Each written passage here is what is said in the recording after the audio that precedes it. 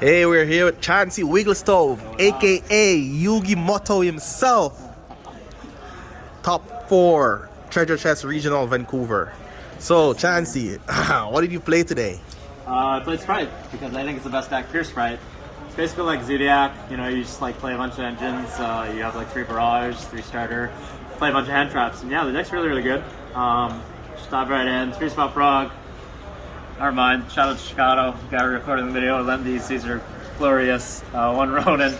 These cards are absolutely broken, and then obviously the 3 diva. The reason why you play diva instead of the other ones is because it's a tuner, so like the marginal, being able to like go into Hawk and like search Ash, bounce your hand or something. It's really good. Obviously if you have this in your hand and this, you always want to summon Toad or a Frog, because having Frog access on the field makes you have access to Toad, whereas if you summon this and it gets like stopped, you don't have like Frog access. So you always want to like discard the diva to summon Swap Frog, as weird as it sounds.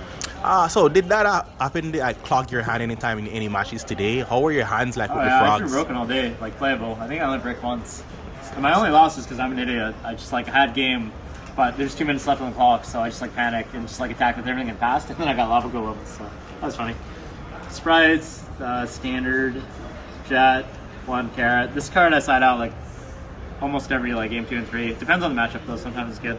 It's just another name that you have to have, because sometimes when you open 3 extenders, you have to have that one. Hand traps, 3 ash, obviously, 2 veiler, 2 nib. I just played a bunch of assortment ones, because I realized in this format you just have to open multiple ones, especially in the mirror match. You don't want like 2 of the same copy of one you can't use. This card is actually really insane, because this plus any other hand trap in the spite mirror is just game, because you wipe their entire board, because they have to negate like one of the other hand traps. And then I played 2 bow and 1 crow. I was originally playing 3 crow, but this morning I changed to 2 bells, because I heard that you can actually use this on Toad when they try to negate a monster effect, even if it's in the graveyard, because apparently it's just like weird ruling. So this is also offensive and defensive. You can use it to negate like called by or crow or gamma, which is super huge. Like if you have like frog and you're scared of gamma, you can, if they gamma that, a lot of times you just pass. Whereas if you have this, you can keep the level 2 body on board and just special summon your sprites. It's really useful. I do side them out in the mirror match though, just for like better hand traps like gamma. What's the hand trap count? I'm not sure. I think it's like 20. 20? Yeah, it's always good to get a mixture. 3 spot starter, smasher, obviously super broken. It's like Zodiac Barrage. 3 triple tactics. This card's like absolutely insane, because you get to like rip a card out of their hand. If they like use Veiler or whatever on something, you just rip a card out, see their hand, draw 2. Also stealing monsters and summoning Veiler to make Howl to go full combo is really good. And then 2 Pot of Desires. This is like the best card in the deck. I don't know why people are playing the other one, the Extrav or whatever. It's just like makes no sense, because this card, Extravagant, Prosperity. Because this card you can draw 2 cards, which is super huge. Just like in Zodiac. Remember when people were playing like 3 Rapier for the Emerald combo? No one played this, even though it was absolutely correct to play this. Yeah. And then later on they started playing it.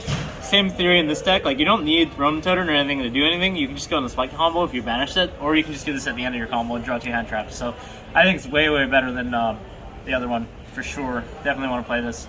And then called by, should be banned, and then 3 imperm. This card is really good as a hand trap as well, because when they plays their own tactics, if sure. Yeah, in the mirror match you play around tactics. Also, like you can just hold this until they have gigantic, because they're good at summon red, right? To play around like all the other hand traps. So you just like, this stops gigantic, and when you stop them from getting toad, that's like really good in your favor. So that card is really insane. You can just hold it until the gigantic.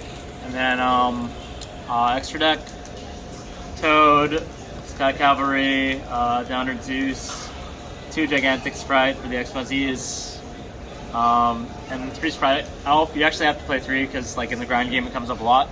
And if you have like certain hands where you have 3 extenders, you can actually make this before you make gigantic, so it's protected and you can't get impermed or failures. So that just like burns one. And sometimes if they go Stoker this, then you just want to have more. It's really good. Also can summon back itself. It's really good. This is really good playing around Ogre, obviously in the mirror match. You don't do it a lot of times, because when you do this like turn 1, you actually play into Nib.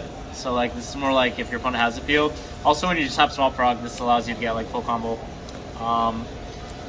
This is really good with Gamma as well. Sometimes you can trigger Gamma on your turn, then you have full combo with this by summoning Diva or like another Gamma. These cards, IP, and this really good, especially like someone deburied me today, and I just made this and was able to tap like an extra interruption. So really good cards. Also, this deck has like no removal, so like having this to get rid of like a big like nib token, you can't like get rid You of do it. have removal. You have smashers. Yeah, but that's all you have. And then like literally nib token, this is like my only answer. It's this or like this. And this you're taking like a bunch of damage because you're crashing. Yeah. So. And then I also play Ultimate Slayer, so these two, you don't need synchro because you usually have like a Hulk or something. You just send this. This is really good, non-targeting vanish when it's in the graveyard. So same with this, Ultimate Slayer becomes like a 2-for-1, and it's a cost as well. So Yeah. you just always have them in grave. Side deck. But then you're main decking the 40 cards. the evil twin to send. Yeah, side that one as well. And then like side deck theory. So like I think like this format you really favor going first. So you just want a side deck going second cards. Yeah. So obviously like better hand traps. This is like not very good going first, but you just side out the bad hand traps for the better ones. So like DD Crow and the Ghost Spell and the Mirror Match. You side it for this. This is insane because it just like you use it on like the normal summon. A lot of times they pass unless they have a starter. Going first cards, Free Judgment. This card I think is a lot better than the other one. That one that you pay 2,000 look at their hand, because a lot of times in the Mirror Match, for example, like they have like multiple hand traps and you're in a grind like stalemate. If you have that card that doesn't really do anything, like they get to add the card back later and like it's like an egg and you pay life. But this is just like a flat out, you stop something straight up. You can stop a normal summon or whatever on the Mirror Match as well. Really, really good. Saturday and every time going first, and then also back row removal because this deck does struggle with like random decks that have back row, so like Seal Drain or whatever. So just putting these in, and also this card is really good against like everything like tier and random matchups. And then probably like one of the best cards in side deck, Ultimate Slayer. This card like you want to go in second, you want to go 2-for-1s. Like if they have Mirror Match, they have Toad and the other guy and like a bunch of hand traps. If you're just like 1-for-1ing, you're not gonna win. That's the problem with Dark Ruler. If you're like Dark Ruler, they also side in a lot of going first traps. So like Solemn Judgment, Artifact Sanctum, like Dark Ruler doesn't do anything, you neg one. But this card you actually get rid of like the board. So you can like send for cost, and it's not once per turn either, so it's really, really good. You just send stuff.